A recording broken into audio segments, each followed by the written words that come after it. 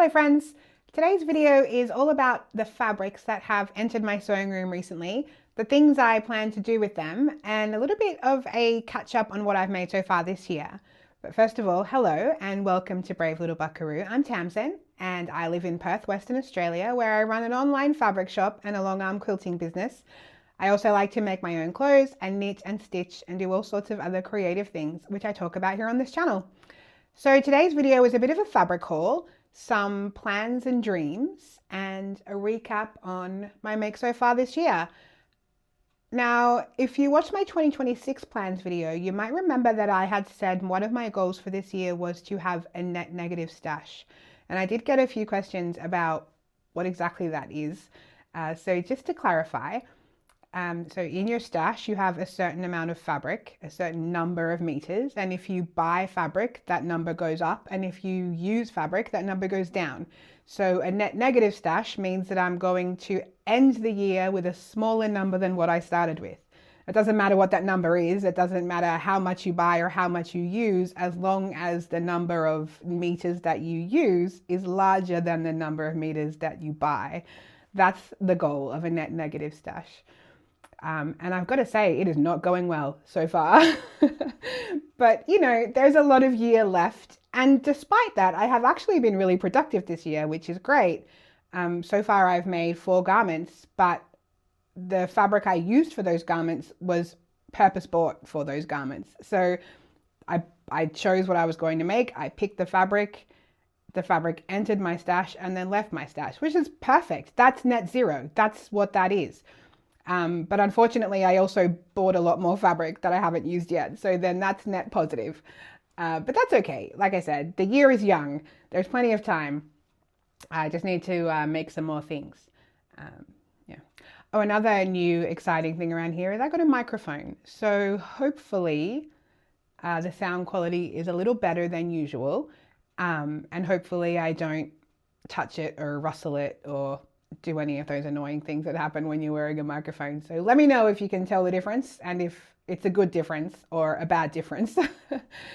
Yeah, I guess I'm like a real YouTuber now since I'm buying tech.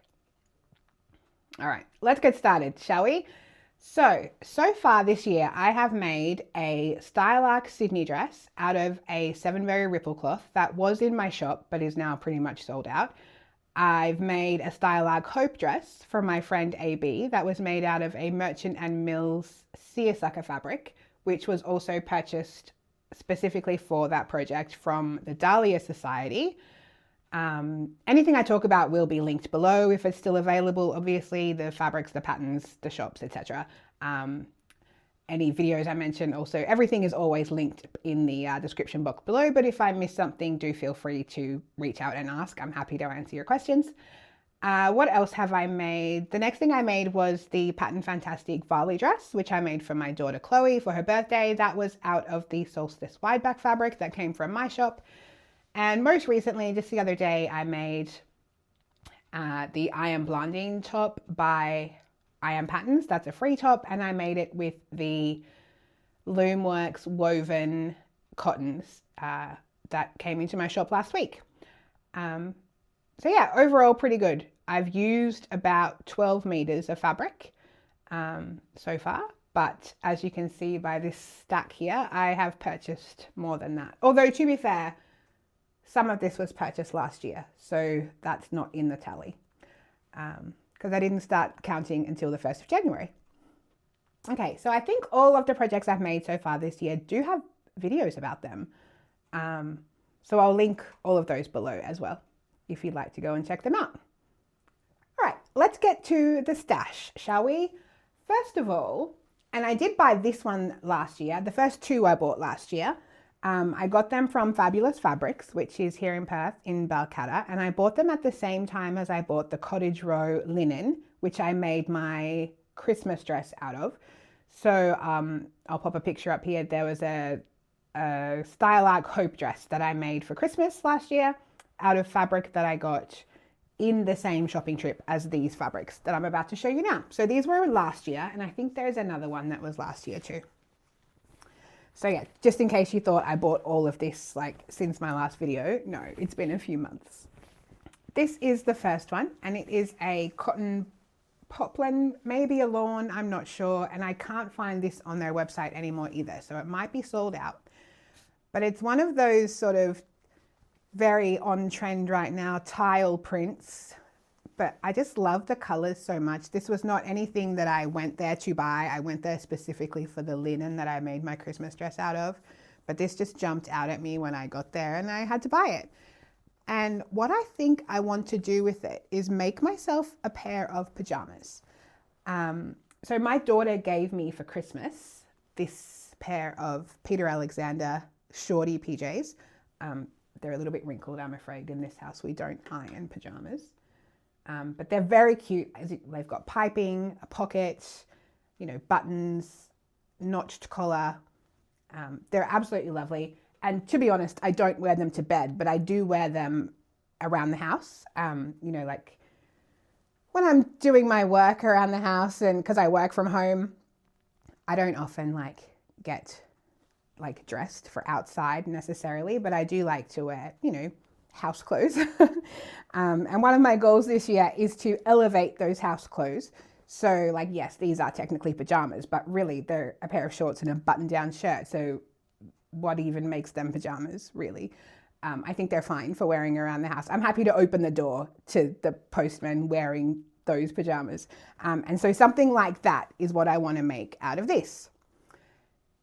And if you want to go super elevated pajamas, I think one of the sort of go-to patterns would be the Style Art Carolyn pajamas.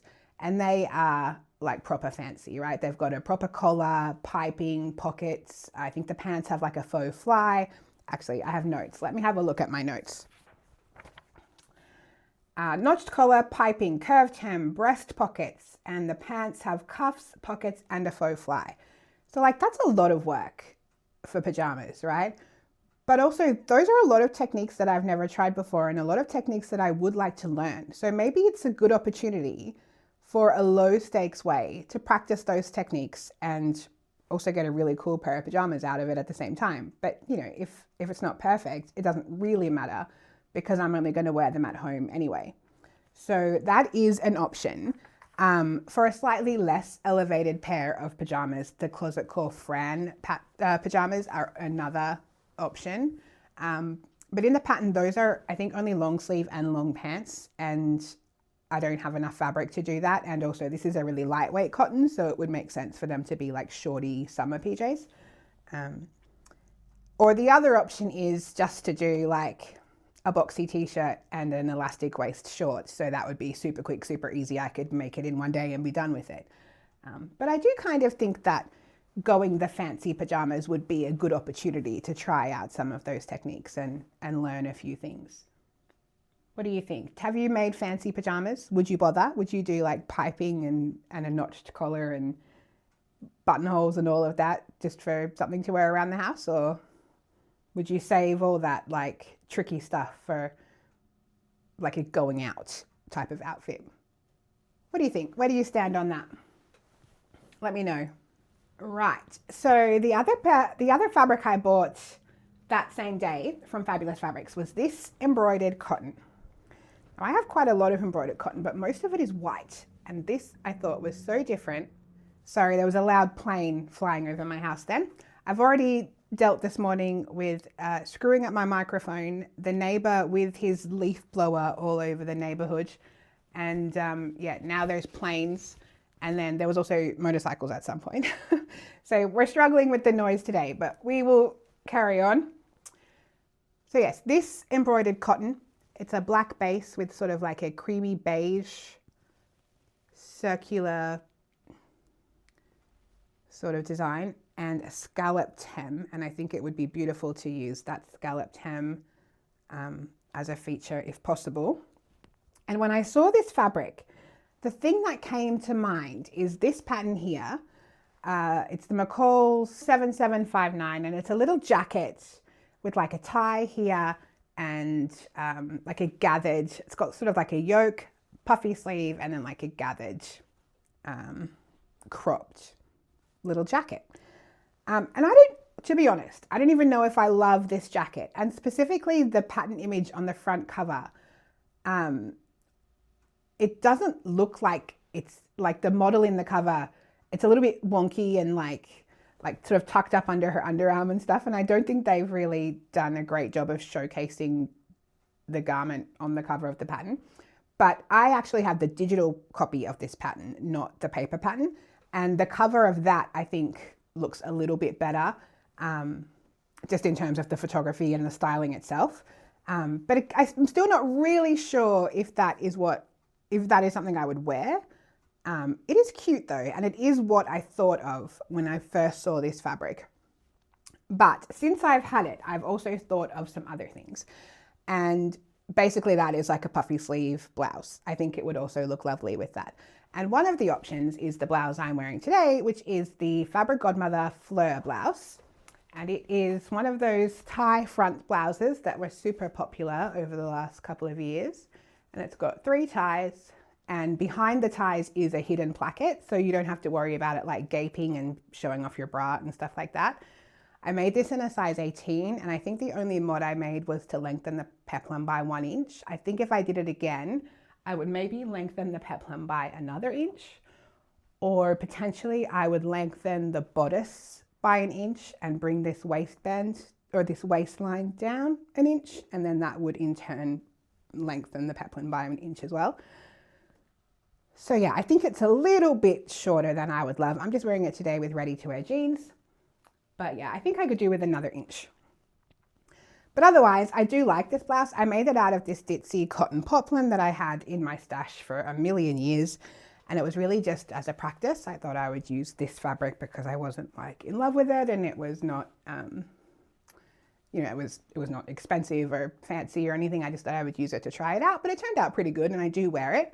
But I would like to make it in a different fabric as well. And another option I thought of was the Anna Allen Anthea blouse. I've made 3 of those before. I'll pop a picture of one of them up here. But also this is a really popular pattern. You know, I think most people have probably seen it, but I do love it. It's comfortable and it's nice, and it's got a fantastic sleeve. I wear the ones I have quite often, so I think that might be a nice option. And then the third option that I had thought of was the Friday Pattern Company Sage Brush top, which I have had that pattern pretty much since it came out, I think, and I've not made it yet. And that's got like a round neck with a yoke and a ruffle across the front with a puffy sleeve. And that's another option I thought of for this top. What do you think I should do with it? I like the scalloped hem on the bottom. I think that would be great to be able to do as a feature. I think like particularly in the peplum of the fleur top or in the ruffle of the sagebrush might be nice. Yeah, tell me what you think about that one. Okay, next up is this pinwheel corduroy that I got from Spotlight, and I think I also purchased this last year, and I think I did mention it in one of my Vlogmas videos, but I hadn't decided what I was going to do with it, and now I think I have.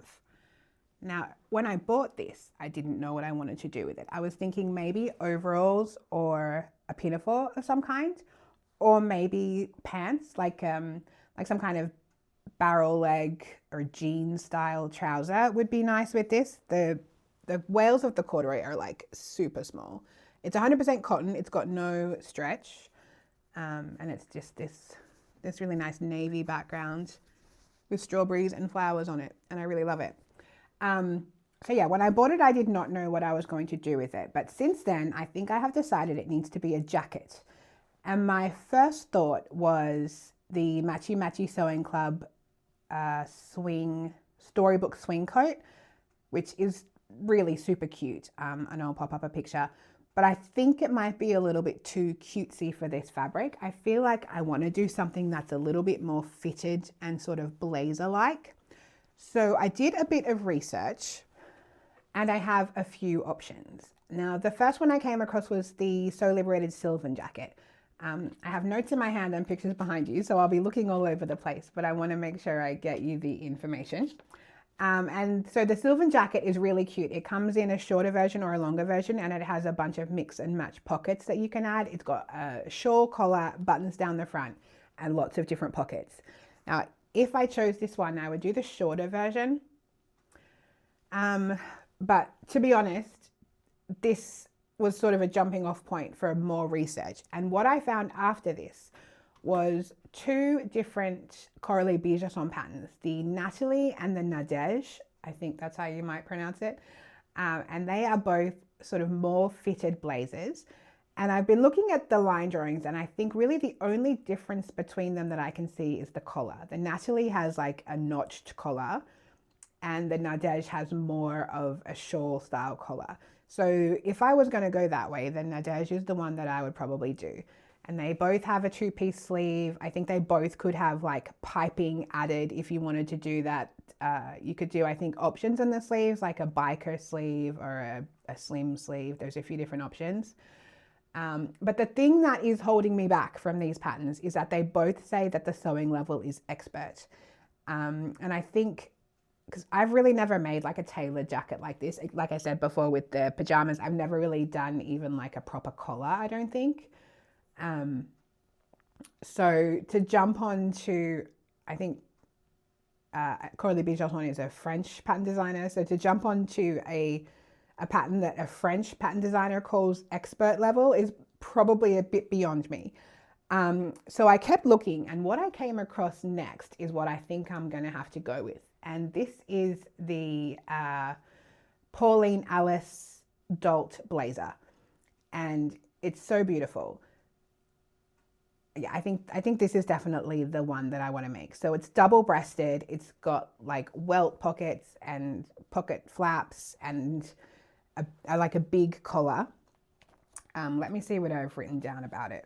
Okay, so the website says that it's semi-fitted lined blazer with high peak lapels, shoulder darts and back princess seams, double breasted with pocket flaps, faux breast welt pockets, back and sleeve vents. So there's also a lot going on in this jacket, right? But I think if I'm going to go through that much effort and put in that much work to learn a bunch of new techniques, this is a shape that I really love and would be worth the effort, I think. My only sort of thing that I'm not 100% sure of is the pointy lapel on the collar. I kind of really did have my heart set on like a shawl collar, but I wonder if I could just alter it slightly just to take off those points. So have it still come down around in the two pieces, but just take off the pointy bit. I mean, it may be fine to leave it on as well, but yeah, like I just really sort of had my heart set on that shawl collar. But I love the double-breasted view. In the pattern images, she's also wearing it like with pants and a waistcoat in the same fabric, which is amazing.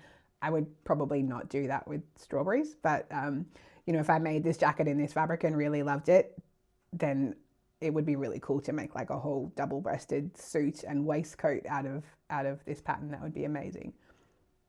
Yeah. And just for the record, I would have bought this fabric on like 40 or 50% off, because the rule of Spotlight is never pay full price, because if it's not on special this week, it will be on special next week. So yeah, I literally never buy anything full price at Spotlight unless it's an absolute emergency. So yeah, this would have been a real bargain. Yeah, so I think that is what that will be. The Pauline Alice Dolt blazer, double-breasted, shawl-ish collar, maybe pointy lapels, you know, all your classic jacket sort of features. And I think that will be really cool and, you know, quirky, but cool. The next purchases I made were from Woven Stories, which is another local shop in, well, it's local. It's like an hour from me, but it's in Perth still, in Myrie, I think they call it. O'Connor, maybe. I'm not sure. They're right next to each other.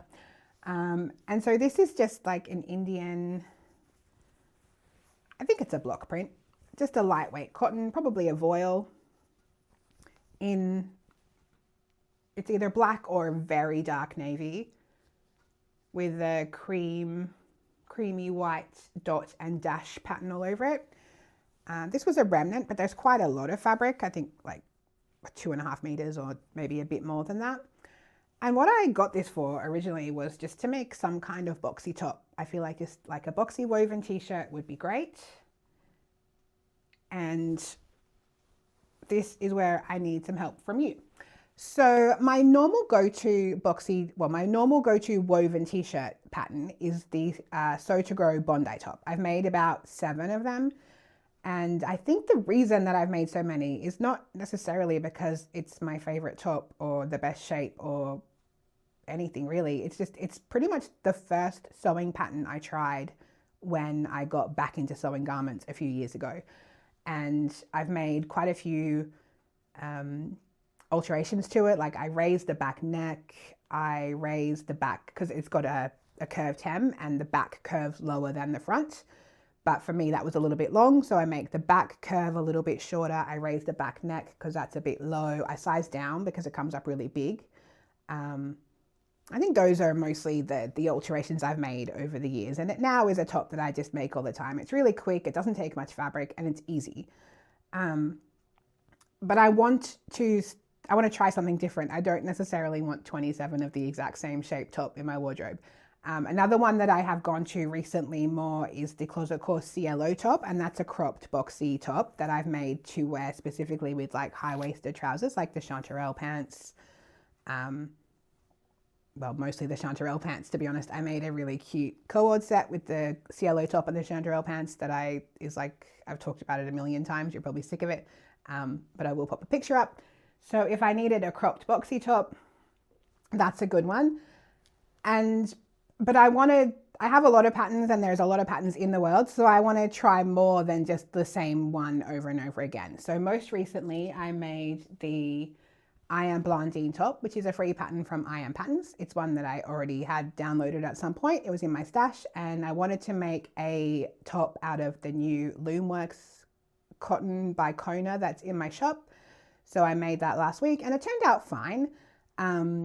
The pattern for my measurement said I should cut a size 52, but that seemed a little big for me. So I cut a 50. And then as I was making it, I took another inch off each side, 2 inches total. So yeah, that was sizing down and then removing another 2 inches of diameter, circumference. You know what I mean? I made it 2 inches smaller around. And it's still pretty boxy and pretty big, it's fine. But there's also a lot of like extra fabric in this area, sort of around the neck and under the bust. I think it definitely needs a dart, but it's just got like a grown on sleeve. And I wouldn't really know how to alter that. And it would be too much work to try and perfect this free pattern that is obviously not the right shape for me. I mean, the one I made is fine. I'll still wear it. I like it. It's a fine little t-shirt. If I bought it from a shop, it'd be like, yes, it fits, I'll buy it. But because we can make things to fit us better, I would like to get a better fit than what I got with that. So I'll wear the one I made, but I probably won't bother making it again. So my question for you is, what is your go-to woven t-shirt pattern that you would make over and over, or that you would recommend that I try? Because I like to wear a woven t-shirt. I wear the Bondi tops I have are pretty much my uniform. I wear them constantly all the time. And I could make more of those, but it's just a little bit boring and I want to try something else. So if I was to make it doesn't even have to be boxy, just a woven t-shirt, not cropped preferably. Yeah, what are your go-tos? And because I got this as a remnant and there is more than I would need for a boxy top, I think I'll probably make another little like elastic waist pair of shorts to go with that as well. And then that will be another cute working from home around the house type of outfit that I can wear. Yeah. And the reason I actually went into Woven Stories to buy fabric was because I had seen on Instagram or the website or something this fabric here, which is another Indian block print fabric. All these gorgeous little trees on a red background, and immediately I knew that that had to be a Christmas dress. Now I bought this, it must have been like very early in January or possibly even late in December. So like immediately after I had just made 2025's Christmas dress. But something about this is just screaming Christmas dress to me, and my immediate thought was that it wanted to be a Vali dress, even though I already have 3 Vali dresses and my 2024 Christmas dress was a Vali dress. How many Valis is too many Valis? I recently just made the one for my daughter, and I've also made a Vali top. So overall, I've made this pattern 5 times. But I don't know, I just think this would make the cutest Christmas Vali dress. What do you think? If you haven't seen the Vali dress before, I'll put pictures up. I've got a lot to choose from. But the pattern company calls it a 70s inspired glam smock or something like that, which is pretty much the perfect explanation for this dress. Huge sleeve, and then basically it's got like a square sort of yoke, and then it just drops in a great big floaty skirt panel. So it's excellent for big prints specifically, but any kind of print really, because it doesn't break them up. And yeah, it's not too hard to make. There's lots of gathering and a little bit of fiddly stuff in the neckline, but it's definitely approachable. And I think that's what this needs to be. Oh dear. Okay, what is next? I only have one more purchase to tell you about. 2 fabrics, but 1 purchase. And they are from the Fabric Store, thefabricstore.com, the website, you know. They are here in Australia, and they do have real stores, but not in Perth, sadly. So I have to order mine online, and they had like a 40% off sale after Christmas, and I'm a sucker for a sale. So that is what I did. I bought some fabric. And this one is a voile. So it's 100% cotton voile. It's called Summer Garden. And it's basically like an orangey red, bright yellow and blue and sort of olivey green, painterly floral. And I feel like this just needs to be something big and floaty and gathered, and maybe with a ruffle. Now, I don't think any of the patterns I've actually found have ruffles, but they do all have gathers. So I'm going to give you some examples of what I might make with this fabric. And the first one I came across is the Silver Saga Juliet. And the Juliet pattern, the Juliet dress is a romantic peasant dress with long balloon sleeves, a maxi skirt with hidden pockets, elastic neckline, elastic sleeve cuff, pleated waistline, buttons, and a tie belt. So I do love, it's got gathers around the neck and gathers around the sleeve at the top and the bottom, but the waist is pleated, which it's just really beautiful. And it's got a very full skirt, buttons down the front, and then a tie belt. I think the tie belt is actually like integrated, attached. Now, the only problem with this dress is that it requires 5.5 meters of this fabric, and I only have 4 meters. Now, I could potentially order some more, I suppose, but I would probably have to order it at full price, which would kind of defeat the purpose of having bought it on special. But going back for another 1.5 meters, I bought 4 meters thinking that will be plenty to make anything I could possibly want to make. But no, obviously not quite. So I could go back and buy another 1.5 meters of this fabric. Pretty much I think I've got 3 patterns that I could go with for this fabric. But I think all of them need more fabric than what I have, which is crazy considering I have 4 meters. But it is what it is. The second option is the Pauline Alice Eby dress. And I think for this one, I would go with view A, but probably with a longer sleeve. So it's got a round neck, gathered tiers, raglan sleeves, inseam pockets, and an asymmetrical hem that is slightly higher at the front than it is on the back. I don't know if I love an asymmetrical hem, but I think probably in a maxi dress, it's probably fine. I'm pretty short anyway, so I would have to shorten it. So potentially I could shorten it straight. But it has 3 tiers, gathers around the waist, gathers on the sleeve. Yeah, it's really pretty and frilly and floaty and lovely. So that is another option. Again, that takes a bit more fabric than I have. And the third option that I found is the Fiber Mood Nyla dress. Now, the sample in the pattern images of this one is they've made it up in like a sheer tulle fabric, and you know, it looks amazing in the pattern images. It's on this, you know, pretty young thing, and she's wearing like corduroy pants and a bra underneath it, and it looks stunning. She's gorgeous. but I'm not sure I could pull that off on the daily post office trip.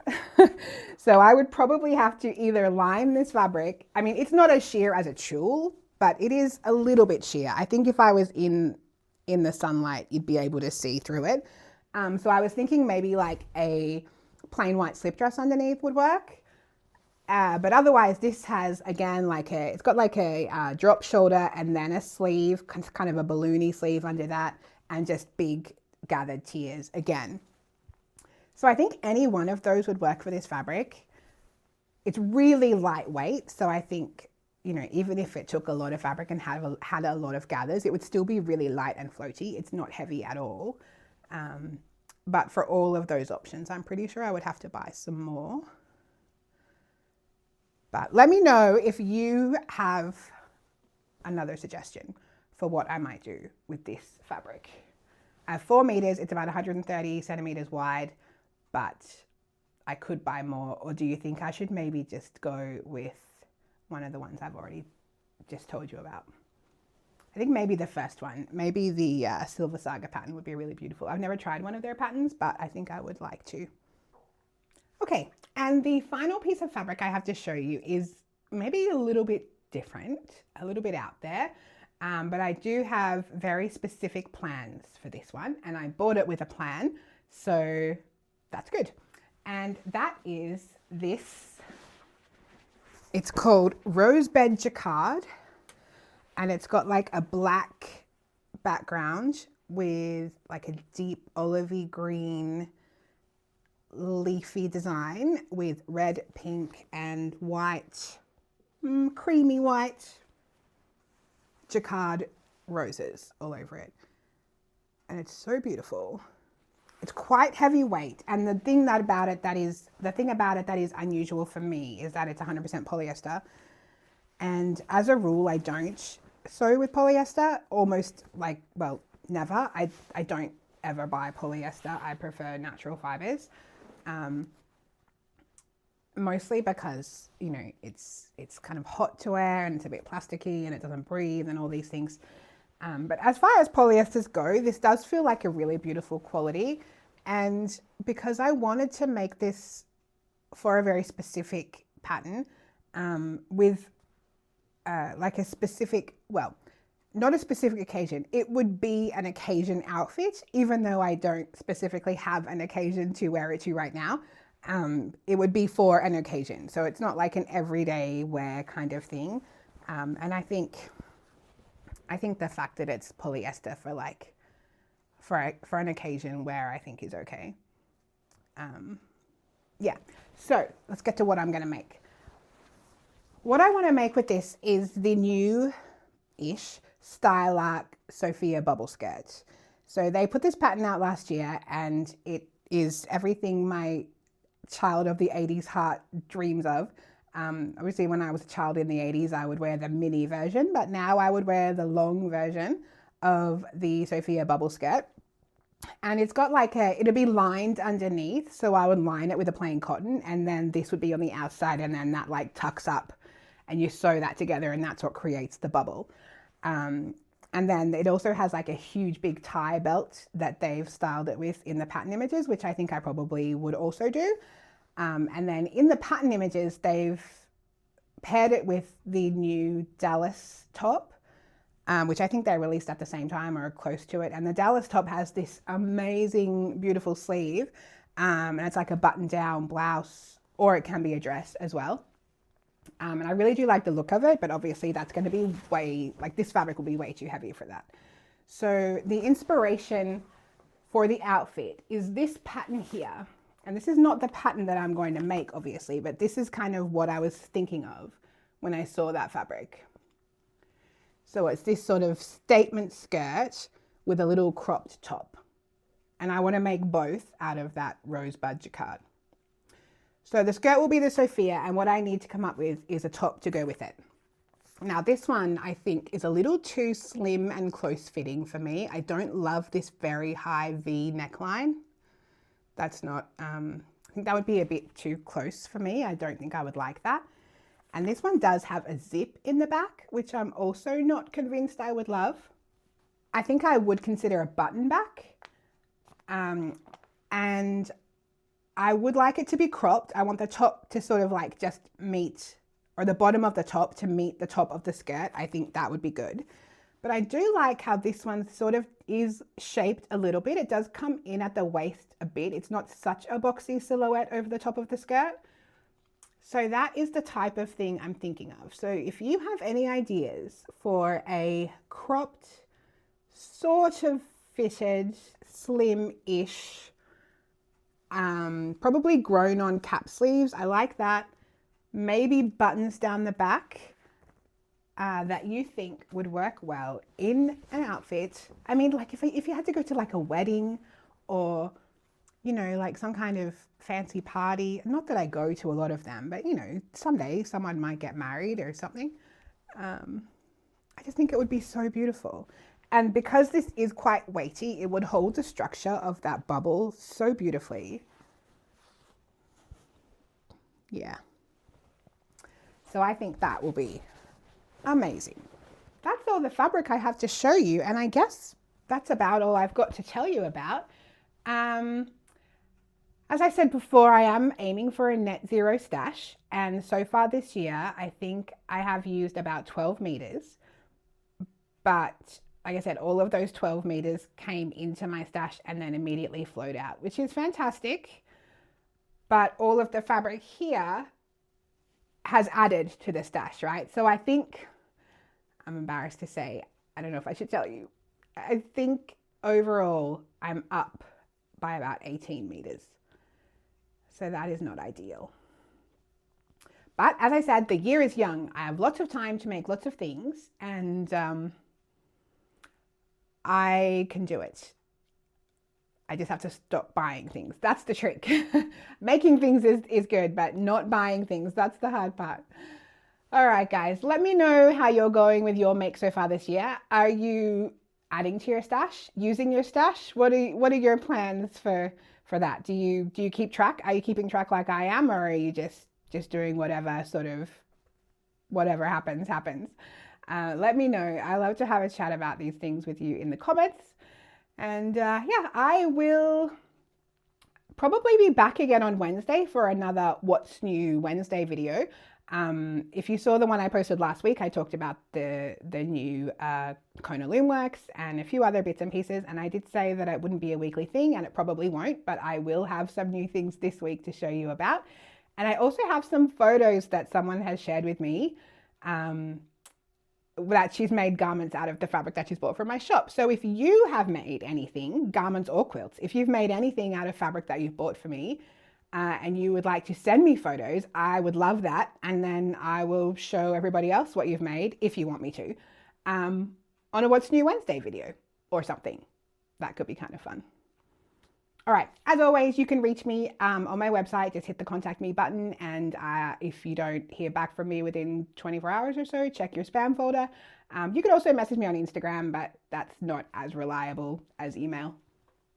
Okay, that's all I've got for you today, friends. I hope you are happy and well and having a great week and doing lots of sewing. And I will see you next time. I love you. Bye.